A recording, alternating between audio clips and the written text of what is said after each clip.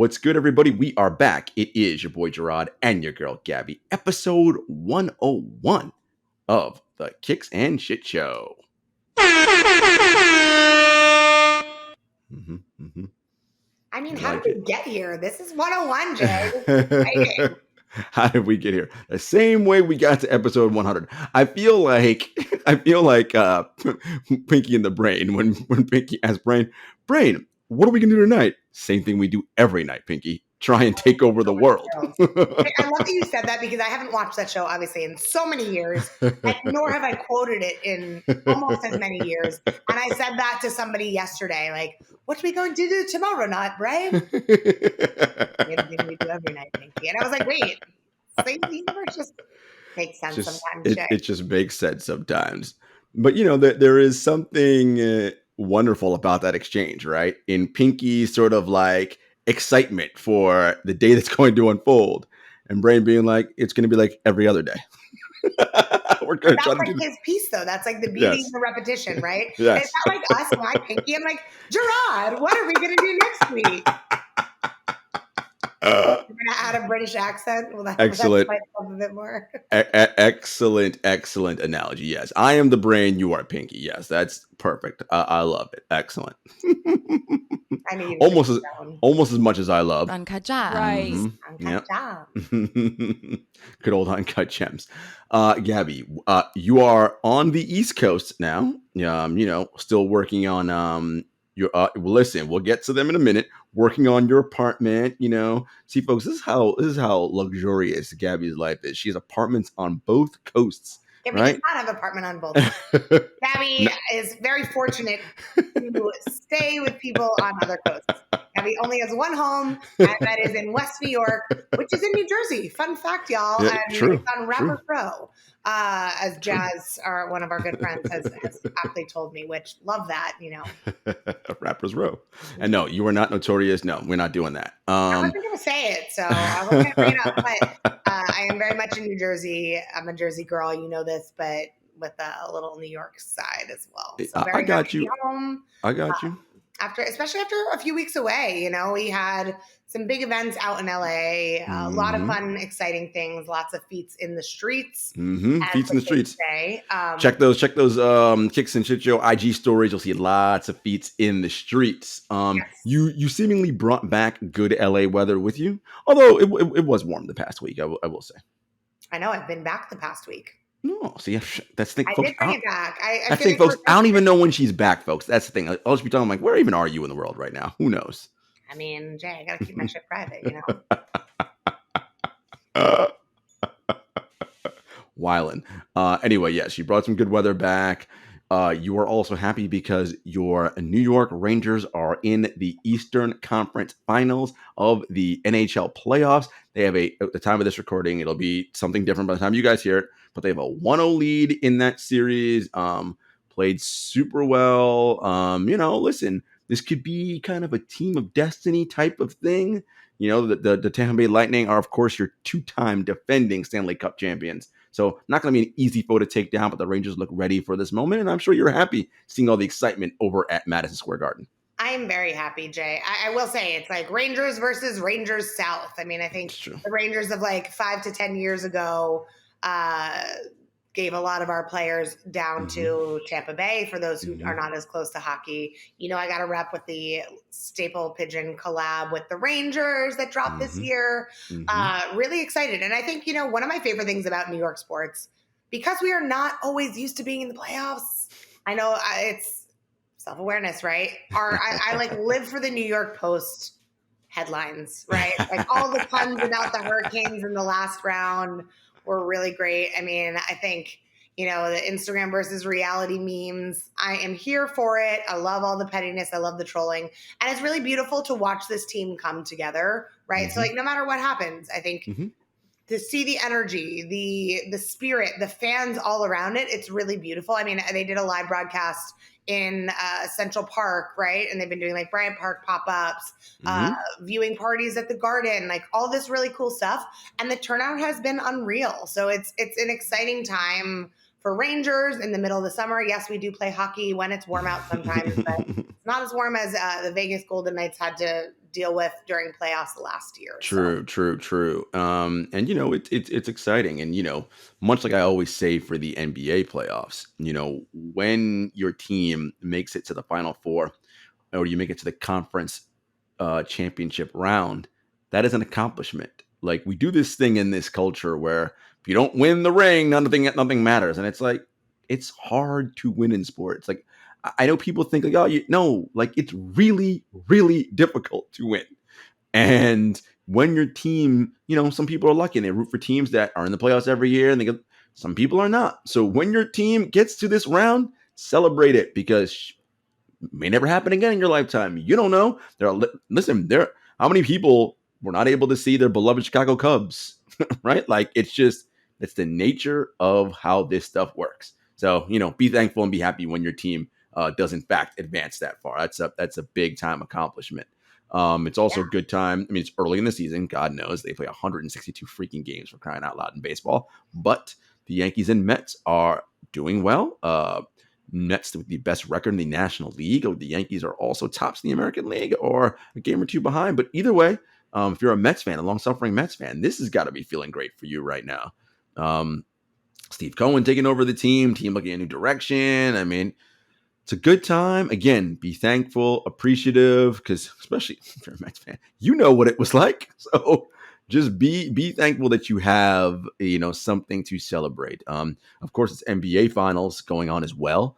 Again, when this comes out, the series score will be different. But right now, the Boston Celtics are up 1-0 on the Golden State Warriors.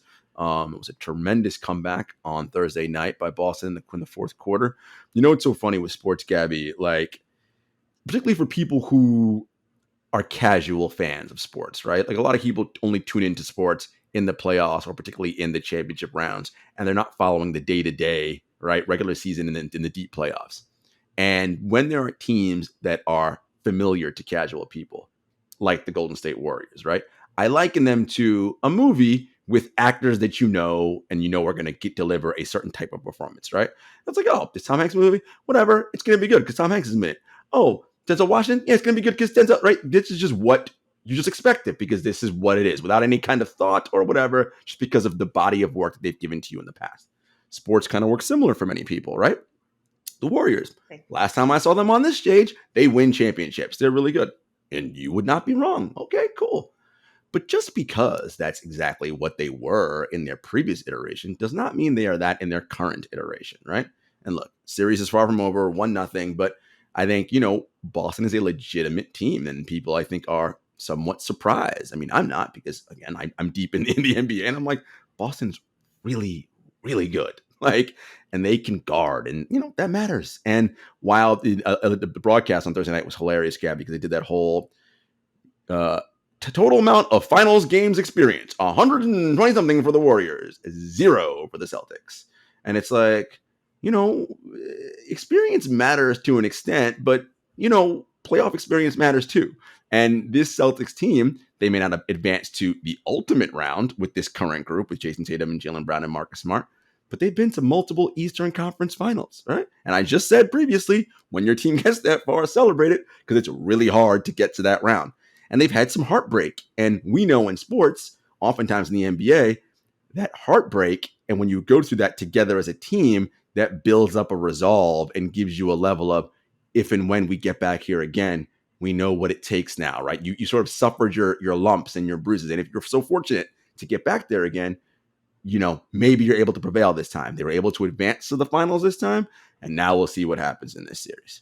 Yeah, I mean, this is a really interesting series in general, right? I totally agree, Jay, with you about it being a younger, newer team when it comes to NBA finals. But like, Clay's back from 2 years away. There's all these other factors. The team's a little bit older now, right?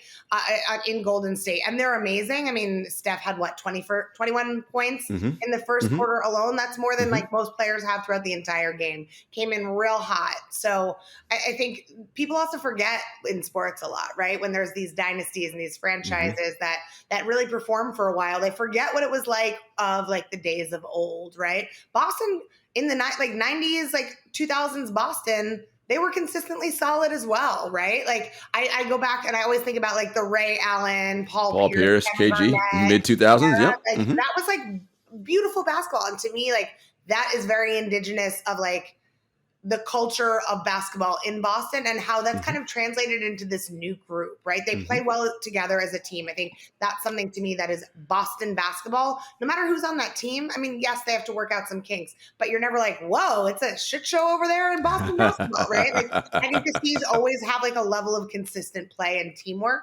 And so I think that's what this matchup is extra interesting, right? They like knocked out a few really big people to get to where they are now. And nobody's really talked about that when they're in the finals. Like, oh, they're in the finals. They happen to be against this team who's been a powerhouse forever. Like, come on, you guys, let's like embrace what this new generation of Boston is and let it play out. Towards this for a while. Yeah, absolutely. Yeah, no, you're dead on, right? Like it is this idea that, well, they've never, and it's like, I tell this story all the time, but it's one of my favorite stories. I was talking to Shaq, and it was the year that I was talking to Shaq. I like that the story started out that way. Well, the most humble of brags. God, listen, Shaq's my guy, and it was the year that the Rockets took the Warriors to 7 games in the conference finals, and this was in April, so right before the playoffs. And I was convinced the Rockets were going to win the championship that year. And if not for a Chris Paul hamstring injury, they probably do. Remember, they had Golden State down 3-2, and Chris Paul gets hurt. Moving on, I said to Shaq, I was like, what do you think about the playoffs? Like, who do you like? And he mentioned Golden State, blah, blah, blah, and all that. And I was like, what about Houston? He's like, in typical Shaq fashion, Jarod, they don't have championship DNA, in like his super baritone, deep voice. And I was like, impression. I was like, but Shaq, nobody has championship DNA until they win a championship. Excellent point, Jarod. And I was like, right. Like, so just because someone hasn't done something before doesn't mean they can't do it, right? The first of anything means that you didn't do it and then you eventually did it, right? Like, before, I mean, no one broke a 4-minute mile until someone broke right? Like that's how this thing works. So just because a team has never doesn't mean they can't, right? Now, yes, of course, with the Warriors, we know we've seen their core players on this stage win championships before. So for everybody, it's like, oh, in many ways, it's a comfort thing. Oh, well, I know because I've seen that team do it. Just because you haven't seen those guys do it doesn't mean they can't, right? But anyway, as I said, it's still early, but, always, that's what makes sports so beautiful, right? Is that the drama and the intrigue involved around that. And it's why it's the best reality show going, because it's not scripted. We have no idea what's going to happen. Sure, the Warriors might win. They might not, right? Like that is the beauty of it. I wanted to also touch on a couple things. Well, actually, one thing. As we're getting towards summertime and, weather's feeling fine, we always talk about wearing our kicks and, not wearing them to the beach because ain't nobody trying to get sand in their shoes. I want to talk about slides. Did you see, was that meme going around or was a video, not a meme really, of this kid or some person had Yeezy slides on and he couldn't get them off his foot. He was at the beach and they got him like up around like the ankle and he was like trying to figure out which way to go up. And I was like, bro, I was like, I don't know. You have to cut those. My like, I don't know. Like, just say farewell to that foot at that point, my guy. I mean, oh, you're saying cut the foot. I'm saying cut the Yeezy. At the ankle, cut in half. Don't cut the Yeezy. That's rude. Are you crazy? The resale of those is nuts, Jay. Come on. Say goodbye to your feet. Yep. We got one foot in the street instead of feet in the streets. You don't need those. Who needs a foot? Foot in the streets. There we go. Let's get it trending, you guys. And we last summer we talked about slides, and I'm currently wearing my Nike slides right now. I've got to find a pair of Puma slides that is missing from the arsenal. And I'm really, Puma slides, like they have sandals, but I don't want sandals. Like I want specifically slides. And I gotta really like kind of dig around to find like what I want. As a slide connoisseur, Jay, what is your favorite brand of slide? I mean, I know what mine that I always rock. Oh, but I'd love to hear yours. Adidas. Those are the Adidas slides are my favorite. They've been my favorite since, I don't know, forever. Yeah. I have them in so many colors that is my go-to, unless my feet are cold, and then I'll put on the UGG slides. Like, you know, the Oh, ones that are not keep meant to them a be little worn warm. outside. Yeah, I'm gonna show you because I have them on now. Finally got my AC fixed after a week home. So, but I will say this, folks. Oh yeah, yeah. I feel like I look like I'm on the Spice Girls. These are not meant for outside, but they have a But you wear hard them sole. outside. I don't know. I would never wear them Oh, outside. First of all, just because you're showing some toes doesn't mean that they are outdoor shoes for summer. Like my feet would be sweating and I would be a crazy person sliding around in these. But I see them out all the time, especially in the red colorway. Like these came out a couple of years ago, and I feel like it is like reminiscent of all the 90s things because there's a little bit of a platform, yeah, yeah. like the strap with the graphic print that reminds me of the moon boots that came out like Mm. 20 years ago. It's I just was not meant for I was laughing because I was imagining you in those slides, like going outside of your apartment. I was thinking like that, like a '90s SNL skit where like you're going out to like take out your trash and like you're in your moo or whatever, and you've got like this. You're just. Please don't use my name and Moo in a sentence ever again. But I may have once taken out the trash. Yep. But I have it in my building, so it's not like I'm walking down to the end of the driveway. I'm not like in the house coat. I feel like you're picturing me not even in a moo in like a full blown house coat or a robe with curlers, the curlers, and then the cap, the bonnet over the curlers. I know what is happening in your head. Absolutely not. So good. But it's more believable. Bike shorts. You know, Yes. an oversized tee, maybe some kind of chain situation, kind of like exactly what I'm wearing right now. Maybe throw on an ankle weight if I'm feeling real saucy. I mean, Gabby, every season is bike short season, so you know. 100%. But I think it's the time out west. Hoodie season, bike short season, all year round. I stand for that statement. Listen, and you as well. You should. No, that was funny. I love how you're so in tune to my brain because that's exactly where I went. The only thing that would make it crazier is if it was like. I mean, and this is not you, but like there's an older woman who would like have the lipstick kind of like messed up, and she's chain smoking and she's throwing the trash out. Yo, these are not that ugly, okay?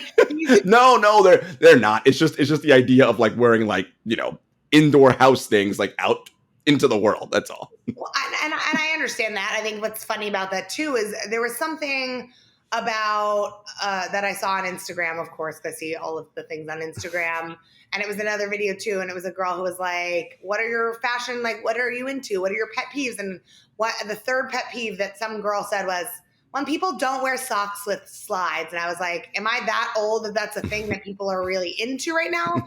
There is not much that is I mean, I'm not much that is less attractive than a pair of white tube socks halfway up the calf outside. You know that look, and it spans across all ages, predominantly male, but all ages. It does. Like, you can imagine like the older gentleman with like the house shorts and like the tank top or the white tee, and the newspaper curled up, walking down the driveway. The one time I do not mind the socks with the slides is the athlete coming out of competition. Yeah. And they've just run around and they got their cleats on and they just take their cleats off and they're like, I don't care. And they slide it and that I'm like, all right. Or your shoes, your basketball sneakers. Like I get that because you're like, I get it. That relief is so sweet. Yes. So sweet. 100%. But like, so sweet. But otherwise, no, thank you. All right, folks, stay tuned because coming up next, we have a special guest from the world of the WNBA and all things media. So stay tuned.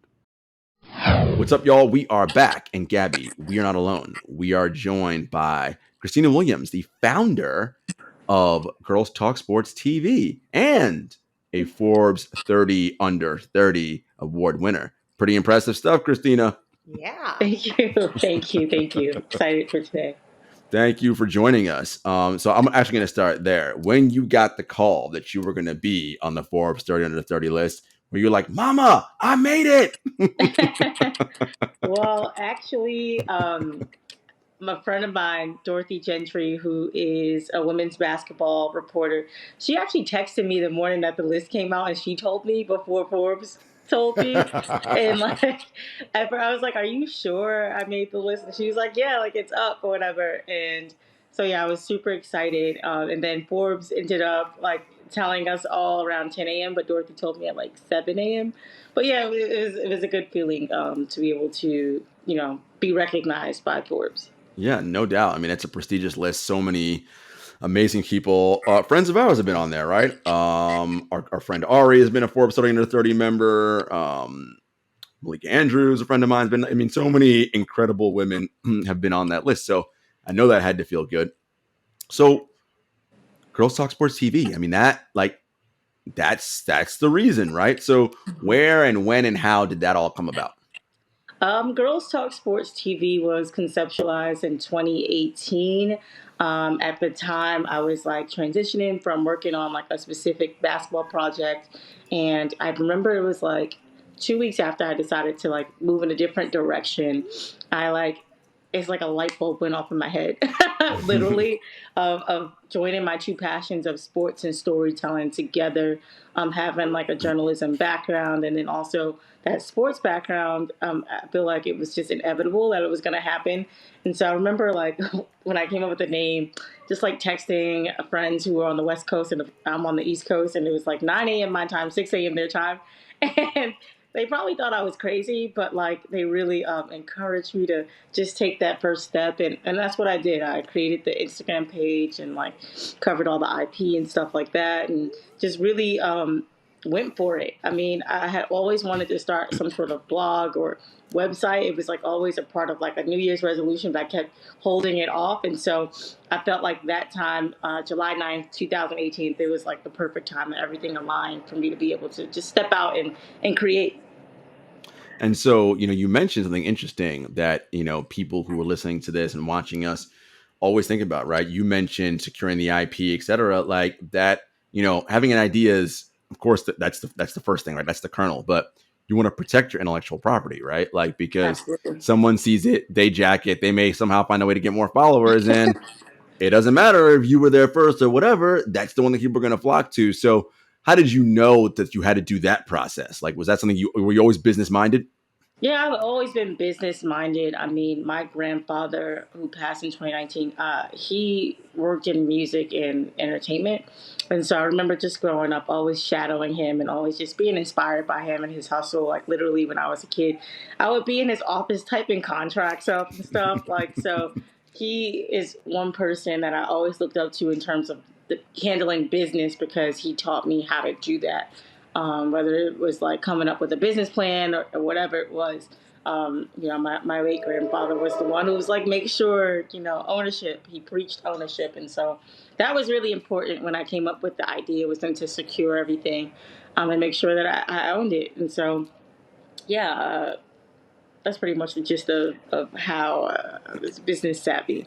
You were also, as like a young toddler, you already had the legalese already ready. You probably already had a paper with the boilerplate. You already knew. This is all I need right here. Right. Period. For the IP. Period. I'm so grateful for that experience with my grandfather, just being in and around like the business and music industry, entertainment industry growing up, because it really made a difference to how I approached when I started Girls Talk Sports TV, and just what I wanted to do in terms of like ownership and like protecting, and just it makes you feel good, right? To know that you have something that you own. So yeah.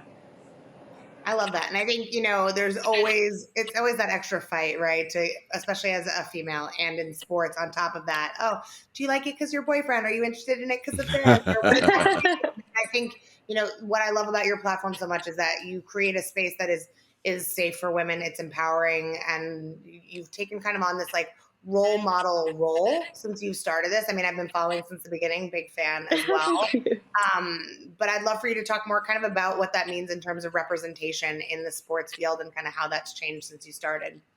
Well, for me, representation meant everything, partly because when I tried to just, get into the sports industry the traditional way, I mean, rejection was just right at the door. But I didn't let that stop me. Instead of like waiting for an opportunity to come to me, I decided to create my own opportunity, and just stick with it, and almost 3.5 years down the line, I mean, it worked out, right? But yeah, to answer your question, becoming a role model and representation. I never set out to be a role model, but I guess it comes with the job, and it's always weird when people walk up to me in different arenas and they know me. Like, it's really weird because I'm a regular schmegler degler girl from Harlem, New York, who's just like having fun and doing what I'm passionate about. And so the fact that, people are telling me that, I'm making an impact on them or inspiring them in any way, it makes the work that I'm doing that much satisfying and more worth it to me, I guess, because like I said, for me, it was hard for me to get into this industry as a Black woman. And so, if what I'm doing can open the doors for those that are coming behind me, if it can do that for them, then great. I'd rather take the hits and bruises, so that it could be easier for the next one. No, I love that. And, because as someone myself who, I carved my own path into media, right? It wasn't traditional. Yes, I went to college, but I didn't go to journalism school. I didn't do that route. I didn't intern somewhere in some local market that was and then moving my way up. That wasn't the process, right? It's actually it's a third career now for me. Third, fourth, who knows? I've had so many careers. I've lived millions of lives, but Same. It's an idea when you right, when you feel a passion for something, you're like, no, I know I can do this, and you find your own way. So when you started it, obviously it was born out of rejection in many ways, right, and not getting what you want. But what did you ultimately, and what do you want ultimately the platform to be? Well, ultimately, I feel like it's already becoming what I want it to be, and that's really that go-to source for all things women's basketball news. When players, executives, fans tell me that I don't even go to the major sites, I just go to your Instagram page to find out what's happening, or I'm subscribed to your Twitter for all the breaking news. That's the gist of what I want, just to one, the credibility, being taken seriously in this industry, because people may think that, I just post on social media, but no, there's a whole strategy behind what I'm doing. Like I said, I went to school for journalism and used that education to just create something that was different. To be a disruptor in the media industry even is a huge thing. Like, I always felt that I wasn't the traditional reporter. And so just using my experiences, like growing up in Harlem, like, people that hoop out here are not reading the New York Times to get their sports news, like they're on social media, you know what I mean? Yep. And just talking about like just the disadvantages that some people have who love sports, getting access to sports news. So I feel like Girls Talk Sports TV is like for everyone, and it's a cheat sheet. You don't even have to be a women's sports fan to subscribe to what I'm doing or to tune in. Like, if you're a new fan, you will instantly, get the news of the day and understand what's happening without having to go to the difficulties of finding content. So, yeah. Well, that's the challenge, particularly for like WNBA, right? Because if you try to go to like one of the mainstream sites, they may have something, but it's like so hard to like find what you need. But your thing is like, come to my Instagram page, you got everything you want right here. Period. So I love that. So how one of the things the NBA does is and some people have an issue with this, but it's whatever, they do it. How they sell like the off court drama as well as the game itself. Do you participate in that for yourself, or are you like, no, it's strictly about the game? As a journalist, I always, do everything that I do with the proper ethics and integrity. So if I'm breaking a story about locker room issues, if I'm breaking a story about a trade or whatever may be happening or a controversial thing, like last year, I was able to get the scoop, get an interview in real time. When the whole thing with Khristina Williams and Atlanta Dream happened, right? And like Renee Montgomery is someone who gave me my very first sit down interview when I started my company. And nice. Like we have a Shouts relationship, to Renee. She's but awesome. like she also understands that I have a job to do as a journalist. And so when that report came out of the Atlanta Dream and I received the call from the agent, it was like, no, we need to go live right now. I have something to say. And it like that interview blew up on all sports channels. And then the next day in the finals, they're asking Renee at halftime about the situation from the interview. As a journalist, I have to do my job. I have to be unbiased, and the players respect that. The fans respect it. And like I said, everything that I do it with the same journalistic integrity, whether it's breaking news. If I'm breaking news, I'm checking multiple sources before, I put something out there, like really fact checking. Like I'd rather be right than first. And so, for me, I've built that community, that digital community where I don't have to necessarily always be first. Does it help? Yeah, it helps to get the scoop first, of course. But, one thing people know about me is that Khristina is always right and I can trust her word. So that means more. That is a hallmark of a good journalist. All right, I got 2 WNBA specific questions for you. Okay. First one, Was there anything behind Kelsey Plum's comment about her? Well, you guys know I'm a starter. I'm not a bench player. Was there anything more than that, or was she just doing a usual athlete thing that like I'm very confident in my abilities, and y'all know what it is? And the second question is, do you have any insight into what was going on between Diana Taurasi and Skylar Diggins-Smith on the bench on that blow up 2 weeks ago? These are my questions. That's all. Just put me on the hot seat. Well, I did not actually hear that comment by Kelsey Plum, but I did have a chance to speak to Becky Hammond today because I'm working on something. And just Nice. like I love the culture that Becky is building with the Aces, that brand new identity. She moved, Dearica Hamby and Kelsey Plum to starting roles too, both whom have won the 6th Woman of the Year awards respectively in the last 3 years. And so, I just think that, Kelsey in this season, she's just stepping into that confidence as a player and being that #1 pick that we all know who she can be. I love her. So, she's one of my faves. I love the confidence that Kelsey is exuding, lately. And that Aces team, I mean, they are the #1 team right now, and they can talk their ish. I love the confidence that female athletes that they have. And then to answer your second question with Sky and DT, I mean, all is well right now in Phoenix. Sky's back on the floor with her team, playing how she plays and doing what she does. I think that, as the head coach said, Vanessa Nygaard, she said, it's just a moment of passion, And these are 2 superstars who are very competitive and they want to win. And so, I just think that it was nothing more than what that was. That's what I think. Yeah, and it's funny because I say that to like guys. I'm like, guys, this happens on the NBA bench like 85 times a game. Like they're competitive and they want to win, so of course they're gonna and it's so funny because the clip was hilarious because I'm watching Sky and you could tell she was seething, right? Like it was just, I was like, oh, all right, she got to just let it out, and it's fine once you let it out, and then we all at the end, it's fine. You gotta, don't let it bubble up underneath. Just let it all out. We fine. We're family. It was cool. But yeah, I just want to touch on that. No. Yeah, I think it was just a moment of passion. You got 2 of the biggest competitors in the league that want to win, and that team is dealing with a lot. You have new roster, new coach, BG is in Russia, so BG's in there's a lot happening in Phoenix. A lot happening.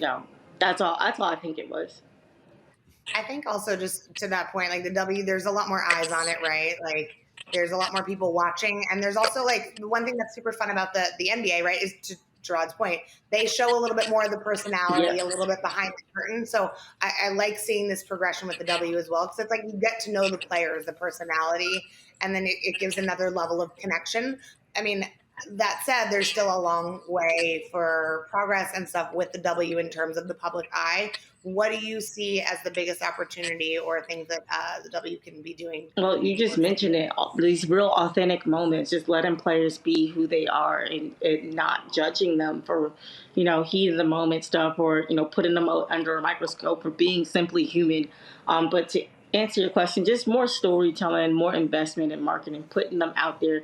I mean, if you can see it, you can be it. And then just like creating more visibility. And so at least my job as a content creator, as a writer, as an analyst is just to tell those stories as much in the best way possible that I can and continue to shine a light on it. But yeah, it's about putting them out there, just the visibility.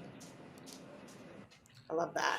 We relate to athletes through story, right? That is still the most powerful way to do it, whether it's men or women. Like there's no different. And I love that fact. And I love what you're doing with your site because you're bringing that. Like, no, these are just ladies who happen to ball. Right? Like that's all it is. It's the same thing that the NBA dudes do. We just anatomically a little different. That's all. Like otherwise ain't no difference. And I think that's the biggest thing, right? And getting the mindset of people to change around that, right? So I think there's this idea, like, still that prevails, even though it's 2022. I don't know why we still think this way. Oh, I don't know that we should see women in sports doing that. I'm like, why not? Who cares? They balling. Like, why does it matter? If, I love like I grew up in Harlem, so for me, it wasn't far off for me to see girls or women hooping. Like, there's so many AAU teams and hoopers out here. Like, I grew up in the culture, so for me, it's on a broader perspective to see it now as an adult. Like, oh my God, people really think like this. But like being from New York City, a melting pot, I've always seen like women hooping. So. And one of my favorite moments was last year during the WNBA finals. and I forget which girl was like on the Is it ground. Sophie Cunningham and Kalia Copper? Yes. Okay. I was like, yes. I was like, because come on, man, you're just out here battling, man. It's all good. Like this is just, it is what it is. It was it was great to see. And again, like you can all relate to that. Like no matter anybody's played or competed in anything, and that's the thing, right? How do you relate these stories that everybody understands? It's like WNBA, ain't no thing. It's just basketball. And there's like no right? like cookie cutter way for these women to have to behave. I feel like, I mean, sometimes we see like people box them in as athletes, like they are women, they should be well behaved, and it's like, nah, like they are athletes, they're competitors, they're going to do what they have to do to win, and we should see all aspects of them, not just you know one version. And I love that you normalize it with your content, because that's once you do that, I think then it becomes, it's not a big deal. Right. Like, I mean, I try to keep it positive, but I'm trying to be real at the same time. So it's like, if a situation happens, I feel like even in NBA coverage, like I study a lot of the NBA media and how they do things, because again, I want that equitable coverage of the women. Women's sports receive less than 4% of all media coverage. So for me, I'm like, okay, if the NBA is covered 365 days, 24/7, how can I do the same thing with the W? Like, the NBA normalized Taco Tuesday with LeBron James, just like a little bit of coverage, like how can we get the same amount of coverage for the women? Whether it's posting TikToks or funny moments or just showing a variety of coverage, I think it's important. I like it. I love that. And I think, we talk a lot about sneakers on this show, hence the name Kicks and Shit. But I think one thing I'm starting to see a little bit more that I want to continue to build on is just women in sneakers in the WNBA, for example, right? These WNBA fits that you're starting to see made for the W, like you're seeing a lot more coverage around like the full fit, the tunnel walk. Players have stylists now for the tunnel. Yeah. It's getting real. It's getting real. But and I think that opens the door, because I love that you said before, like if you see it, you can be it, right? Like in the way that we haven't had a signature women's shoe in basketball since Cheryl Swoops? Like it's crazy. I know Brianna Stewart's working on something with Puma, so really excited to see how that unfolds. But what do you want to see more of that isn't really happening, related to sneakers or not, in the W, like for brands to start paying more attention? I mean, there's just so much opportunity for brands to market and invest in these players. I mean, as athletes. But you hit the nail right on the head with just more sneaker deals. And Puma, I mean, shout out to Puma. But, I really love what they're doing in terms of, signing athletes and really taking care of them, whether it's giving Brianna Stewart her own signature shoe that's supposed to come out soon, or just making the first ever basketball women's collection dedicated to women athletes. I really love what June Ambrose and Puma have been doing. And they have an all-star lineup of athletes as well. But I think that more WNBA players need sneaker deals for sure. Shouts That's to maybe the Stewie. minimum when you sign for the league. Yeah, for sure. Already have sneaker deals when they get out of college or whatever. Even in college now. Yeah. With NIL and everything. So capitalize. Shouts to Stewie. I think Sky is also a Puma athlete, if I'm not mistaken. All these women that become these household names, like honestly, and whatever, we love Nike here, but not above criticizing them. I think they missed an opportunity to give Sabrina a signature shoe. Like when it was realized that her and Kobe had this kind of relationship thing, and like I'm like, this is just make a fucking, it's easy. More than just giving a player a PE and calling it a day. Like it has to be beyond just giving a player a PE and call it a day. Like really show them, that you want to invest in them. Like I love what Converse is doing with Natasha Cloud. Her being the first W player to sign to Converse, but she had to win a WNBA championship and wait 6 years for that deal. But I do love what Converse has been doing in terms of backing her off the court as well. When she set out the 2020 season, they paid her full salary. Just how they invest in her, the way they let her design her own shoe and support her activism within the league and who she is as a person.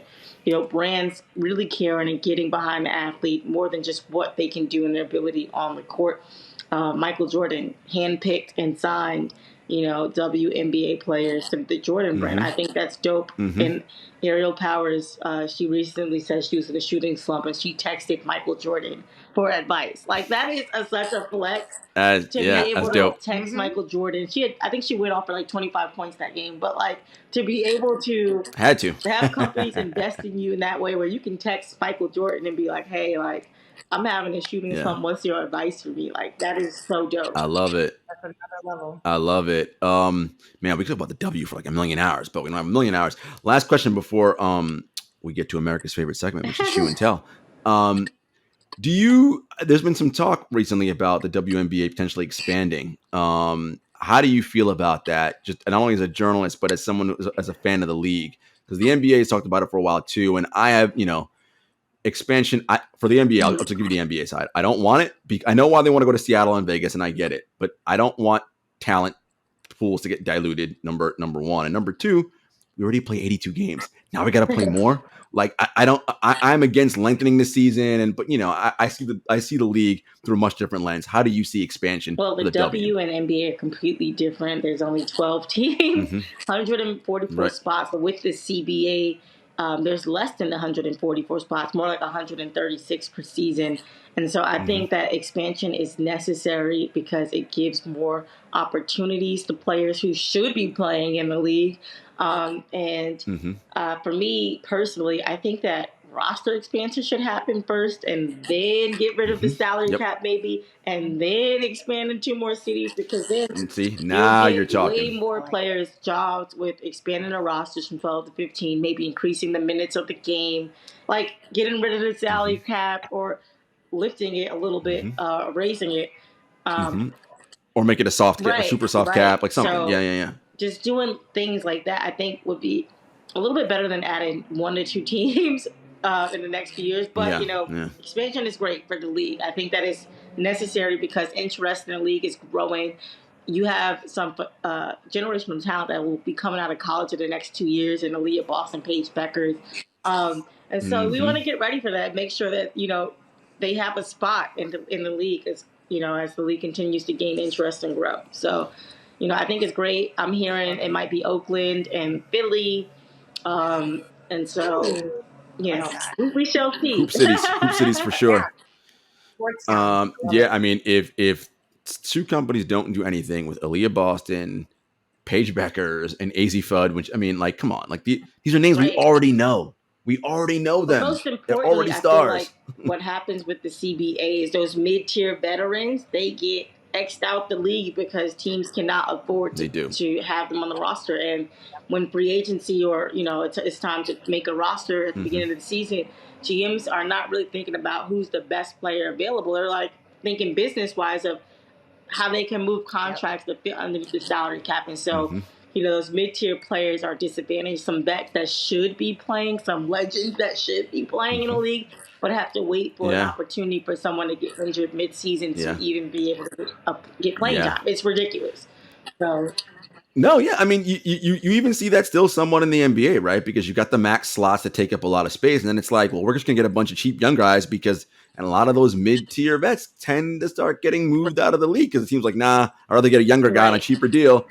No, it's tough. It's tough all around. All right, folks, stay tuned because coming up next, America's favorite segment, Shoe and Tell, presented by Another Lane. I got a feeling that Christina's got some heat for y'all to see. I don't know, just my thoughts. Anyway, stay tuned.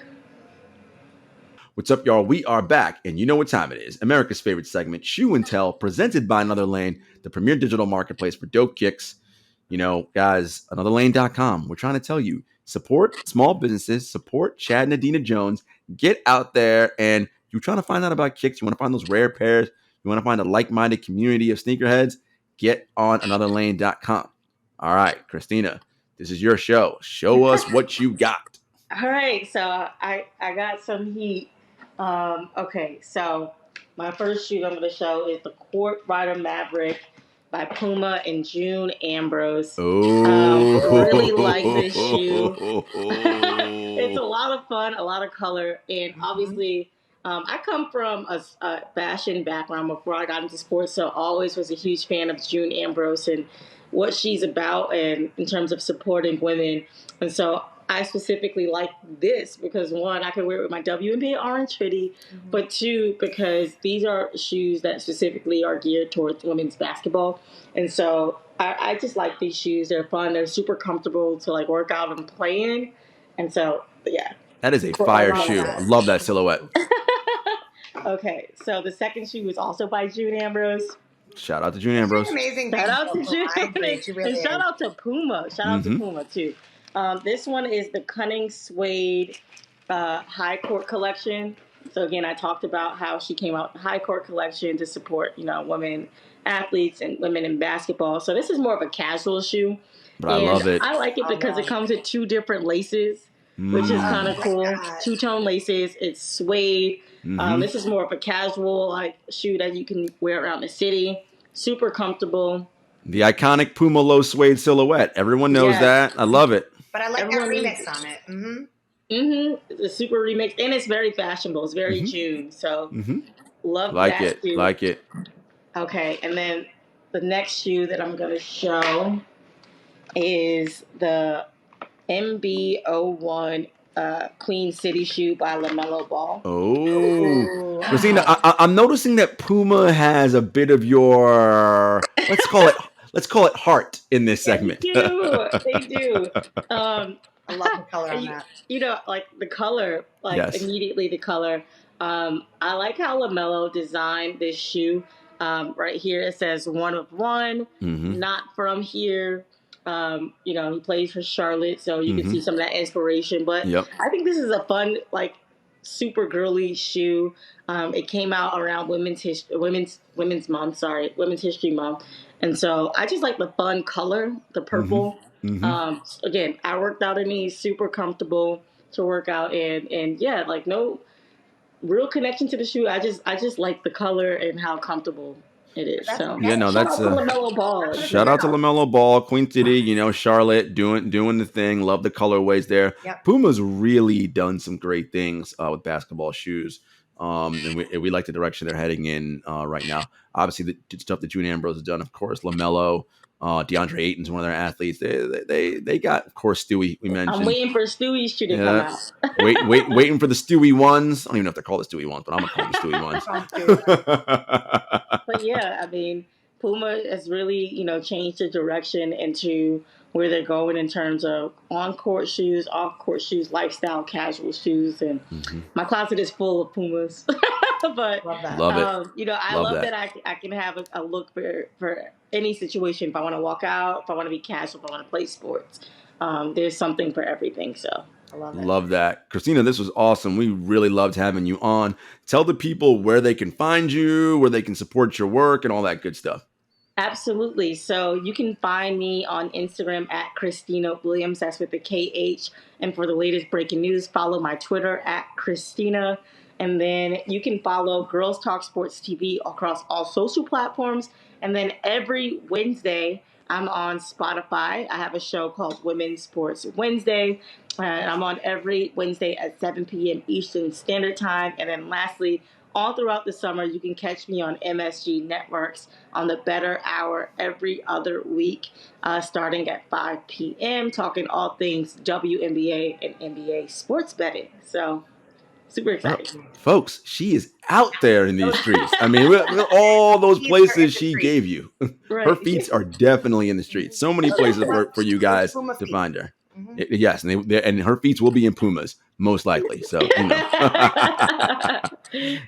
And as always, folks, you know where to find us. We are part of that Count the Dings family, of course, with the original Bomb Show, with Woke Bros, with Crypto Bros, with Showtime, the limited series, talking about the Lakers dynasty, all these fantastic shows that are out there. And of course, us at Kicks and Shit Show. We are at Kicks and Shit Show on all social media platforms. Until next time, peace.